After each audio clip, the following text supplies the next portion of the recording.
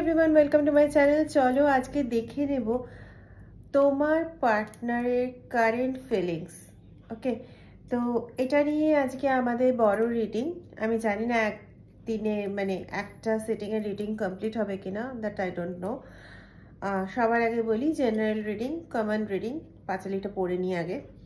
Common reading সবার জন্য reading, gender specific নয়, রাশি স্পেসিফিক নয়, টাইম বাউন্ড রিডিং নয়, ঠিক আছে? যখন যার সামনে রিডিংটা আসবে এটা বুঝতে হবে যে ঈশ্বর বা এই ডেক থেকে তোমাদের উদ্দেশ্যে তখন সে এনার্জিটা পাঠানো হচ্ছে in the form of advice, in the form of reality তোমাদেরকে জানানো হচ্ছে। ওকে, তো চলো আজকে রিডিংটা করে নিই। একটা কথা যেটা আমার ভিশনে আসছে বা আমার মনে হচ্ছে সেটাই আমি শেয়ার করি। সব সময় না আমরা যেটা দেখি সেটাই যে সত্যি হবে তার কিন্তু কোনো মানে নেই, ঠিক আছে? তো সেদিকটা না একটু খেয়াল রাখা খুব প্রয়োজন।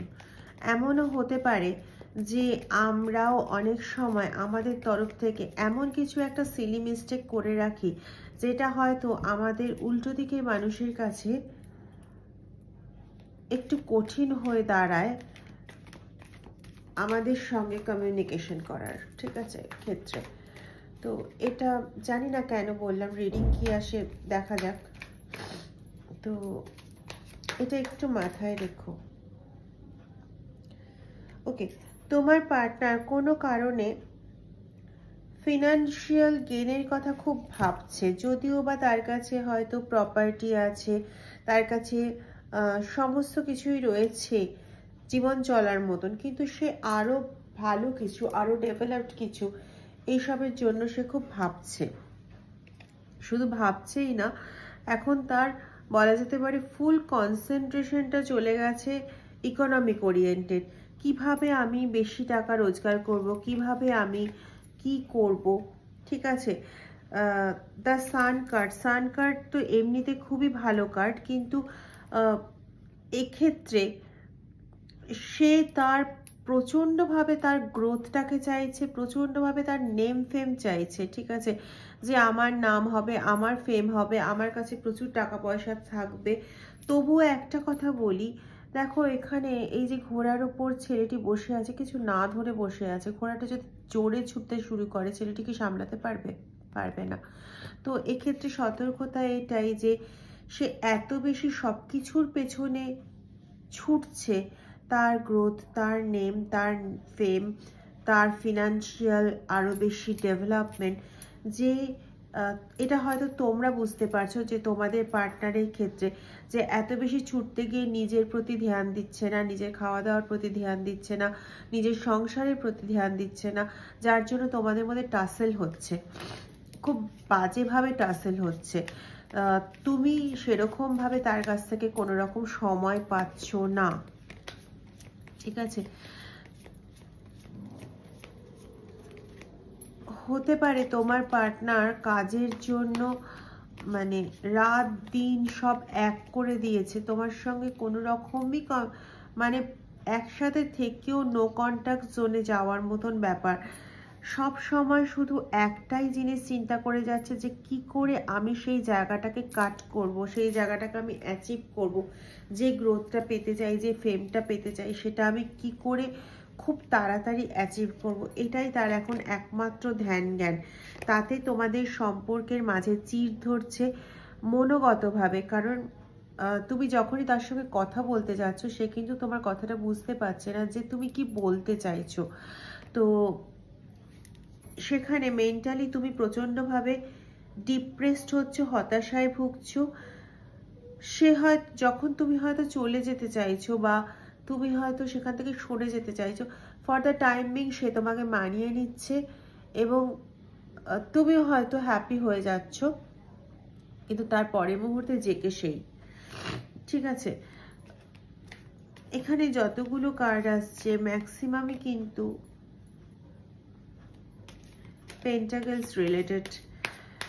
জাগতিক চাহিদা পূরণ করাই তার একমাত্র লক্ষ্য, কিন্তু একটা সময় সে ডাউন খেয়েছে, মানে ডাউন খেয়েছে মিনস একটা সময় তার পরিস্থিতি ডাউন হয়েছিল, ইকোনমিক পরিস্থিতি, এবং যখন ইকোনমিক পরিস্থিতি ডাউন হয়েছিল সেই সময় সে এমন কিছু ঘটনার সাক্ষী হয়েছিল, খারাপ ঘটনা অবশ্যই, যে ঘটনাগুলো রিপিটেশন সে আর জীবনে তো চাই না, বরং যে ঘটনাগুলো তার জীবনে ঘটেছিল অ্যাজ এ নেগেটিভ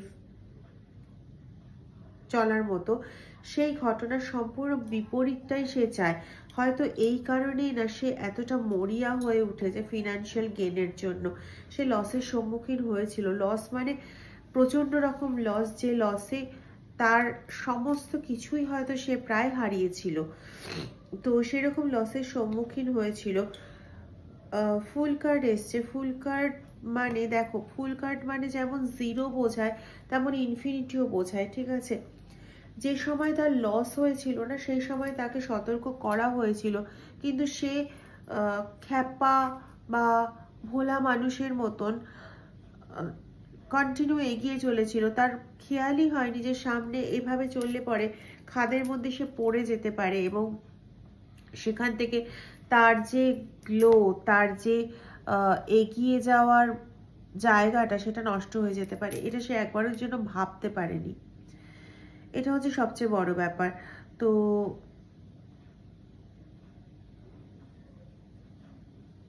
সেই জায়গাটা যখন তার কেটেছে তখন সে মানে সোর্ডের এনার্জি মানে হচ্ছে প্রচন্ড দ্রুত গতিতে, মানে সোর্ড মানে আমরা কম্পেয়ার করি এটাকে এয়ার এলিমেন্টের সঙ্গে, তো বায়ুর বেগের মতো, মানে প্রচন্ড দ্রুত গতিতে সে চাইছে কত তাড়াতাড়ি আমি এই ফিনান্সিয়াল গেইনটা অ্যাচিভ করবো, তাতে এই যে আগের যে পরিস্থিতিগুলো ঘটেছিল, যে পরিস্থিতিগুলো তাকে খুব বাজে জীবনের খুব বাজে সাইডটা দেখিয়েছিল, জীবনের দুঃখ ভরা গ্লানিকর সাইডটা দেখিয়েছিল, সেই গ্লানির থেকে সে যাতে মুক্তি পেতে পারে এবং সেই গ্লানি যাতে তাকে আর জীবনে কোনোদিন ভোগ করতে না হয়, এই জন্য না সে মরিয়া হয়ে উঠেছে। এমন নয় যে সে তোমাকে ছেড়ে চলে যেতে চায় বা তার সঙ্গে তোমার আর সেরকম কোনো রকম মেন্টাল অ্যাট্রাকশন নেই বা মেন্টাল সেট আপ নেই, এটা ঘটনার নয়। অ্যাকচুয়ালি সে পুরনো ভয়ের থেকে না কাজটা করছে, কমপ্লিটলি পুরনো ভয়ের থেকে। তো সে এই জায়গাটা পেতে চাইছে, একটা এমন সাকসেস পেতে চাইছে যে সাকসেস আর কখনো তাকে ওই সম্মুখীন করবে না, ঠিক আছে। এই সাকসেসের মুখোমুখি হতে চাইছে, কিন্তু সে কিন্তু চায় তোমার সঙ্গে সবার সঙ্গে সে জাজমেন্টটা করতে চায়, ইনফ্যাক্ট তার নিজের সঙ্গেও সে জাজমেন্টটা চায়। এটা হয়ে গেছে সবচেয়ে বড় ব্যাপার, ঠিক আছে। সে তার নিজের সঙ্গে জাজমেন্টটা চায়। যে পরিস্থিতি তাকে ভুগতে হয়েছে, যে পরিস্থিতি তাকে পড়তে হয়েছে, সেই পরিস্থিতি থেকে সে কমপ্লিটলি বেরিয়ে আসতে চায়। সে ফুল সেই নিজের প্রতি জাজমেন্টটা চায়, অ্যাজ এ হোল তার পরিবারের প্রতিও সে জাজমেন্ট চায়। সেখানে তুমি আছো, সেই পরিবারে আরো কেউ আছে, মানে আরো কিছু মানুষ আছে, খুব সম্ভবত সেই পরিবারে, মানে যদি একটু বড় আঙ্গিকে ধরা হয় তাহলে হয়তো 4 জন বা 6 জন মতো মানুষ আছে, 4 জন 6 জন 7 জন এরকম মতো মানুষ আছে, বৃদ্ধ বৃদ্ধা, ছোট মানে ছোট বাচ্চা, এই সমস্ত কিছু নিয়ে হয়তো 4-5 জন বা 6 জন মতো মানুষ আছে, 4-5 জনটাই বারবার মনে হচ্ছে। তো সেরকম মানুষ আছে। তো উনি চাইছেন সবার প্রতি জাজমেন্ট করতে, সবার প্রতি ভালো কিছু রেজাল্ট আনতে, সবার জন্য ভালো নিয়ে আসতে, সবার প্রতি সঠিকভাবে জাজমেন্ট করতে। কাউকে উনি কষ্ট পেতে দিতে চান না, এর জন্য উনি তাড়াহুড়ো করে কাজ করতে যাচ্ছেন। তো সেখানেও কিন্তু একই সতর্কতা। দেখো এখানে যতগুলো সোর্ড আছে সবকটাই কিন্তু নিয়ে তুলতে পারতো, কিন্তু তাড়াহুড়ো করার জন্য দুটো সোর্ডকে সে ফেলে রেখে গেছে, ঠিক আছে। তো এই তাড়াহুড়ো তাকে কিন্তু আবার করে একটাই কাজ করাচ্ছে, যার জন্য তাকে খাটতে হচ্ছে বেশি, সময় দিতে হচ্ছে বেশি, এবং as a result of this তোমার সঙ্গে সে টাইম তো স্পেন্ড করতে পারছেই না, বরং তার মাথায় সবসময় কাজ কাজ কাজ কাজ কাজ কাজ ঘুরছে, এবং তোমাদের ফ্যামিলি লাইফটা পুরোপুরি একদম ডিস্টর্ট হচ্ছে, ঠিক আছে? কিন্তু বিশ্বাস করো,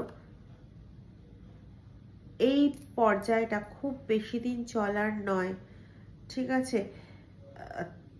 তোমার মধ্যেও এনাফ স্ট্রেংথ আছে, তোমার মধ্যেও এনাফ জায়গা আছে, তুমিও মানে এমন ক্ষমতা রাখো, এমন সাহস রাখো, যেখানে তুমি সিংহের মুখে হাত দেওয়া পর্যন্ত কাজ করতে পারো। কিন্তু তোমাকেও এই সতর্কতা, যে সিংহের মুখে হাত দিলে দেখো সবসময় যে সে হাত বাঁচিয়ে আনতে পারবে তেমন তো কোনো কথা নেই।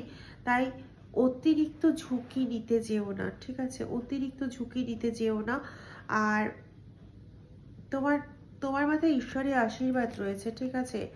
তুমি ঈশ্বরের আশীর্বাদে পরিপুষ্ট। তো সেখানে আমি একটাই কথা বলবো, তোমাদের এই যা মেস আপ হয়েছে সেই মেস আপ চলে যাবেই যাবে, এবং তোমাদের দুজনের এই লাভেবল রিলেশনশিপ অবশ্যই স্ট্রেনদেন হবে, স্টেবিলিটি আসবে। এখানে দেখো পাহাড় রয়েছে, তো তোমাদের এই লাভ রিলেশনের মধ্যে স্টেবিলিটি আসবে, কিন্তু কিছুদিন তোমাকেও ধৈর্য ধরে, এইটের কার্ড এটা, তো এইটের কার্ড এমনিতেই বোঝায় যে পরিশ্রম করলে সেই সময় সুফলতা পাওয়া যায় না। তো এক্ষেত্রে পরিশ্রম না, এক্ষেত্রে ধৈর্য ধরতে হবে। এমন নয় যে তুমি আজকে ধৈর্য ধরলে তো 3 মাসের মধ্যে তুমি রেজাল্ট পেয়ে গেলে, কিন্তু তোমাকে ধৈর্য ধরে তোমার পার্টনারের সাথ দিতে হবে। আলটিমেটলি তোমার সাথ কিন্তু তার দরকার, ঠিক আছে? এমন নয় যে তোমার সাথে তার প্রয়োজন নেই। হলো, জাস্ট ঝড়ের গতিতে ছোটা হচ্ছে, তুমি শুধু তার প্রতি সাপোর্টটা রাখো। আর সেকেন্ড কথা হচ্ছে, এই দিনের তো একদিন শেষ হবেই, যেটা একটু আগেই বার্তা এলো, এই দিনে শেষ হবেই, এবং শেষ হওয়ার পর থেকে কিন্তু তোমরা সবাই একটা কমপ্লিশনের দিকে যাবে, এবং এনজয়ফুল মোমেন্ট অবশ্যই এনজয় করবে। এটা আমি সুমনা তোমাদেরকে আজকে রিডিং থেকে এটা বললাম, যে যা ফেস করছো এখানে না তোমাদের কারোর দোষ নেই। এমন নয় যে তোমার পার্টনারের দোষ আছে, তোমার পার্টনারের কোনো দোষ নেই। তোমার পার্টনার বুঝতে পারছে না যে সে কি করছে, সে যে এত ছুটছে তাতে কি গন্ডগোল হচ্ছে সে সেটা বুঝতে পারছে না, অথবা সে এটা ভাবছে আমি সব সামলে নেব, আগে তো আমি এই জায়গাটা থিতু হই। তুমি তার সাপোর্ট করো, এই মুহূর্তে তুমি তার সাপোর্ট করো, তার তোমার সাপোর্টের খুব দরকার। আলটিমেটলি যদি তোমরা দুজনে একসঙ্গে থাকো, যদি তোমরা একে অপরকে সাপোর্টিভ অ্যাটিটিউডে থাকো, তাহলে কিচ্ছু না তোমাদের জীবনের সময় চক্রটাকে না তোমরা নিজেরাই ক্যাচ করতে পারবে, ঠিক আছে? দুজন দুজনকে সাপোর্ট করো, এটা হচ্ছে সবচেয়ে বেশি জরুরি। এখন এই সময়টা এটা নয় যে আমি তার উপর অভিমান করে বসলাম, বা আমি তার উপর কষ্ট পেয়ে তার থেকে সরে গেলাম, দূরত্ব বানিয়ে নিলাম, অভিমানী হয়ে পড়লাম। This is not the right time for that guy, ঠিক আছে? তুমি তোমার পার্টনারকে ফুল সাপোর্ট করো, চুপচাপ থেকেই সাপোর্ট করো, বাট তাকে সাপোর্ট করো। ওকে, ভালো থেকো।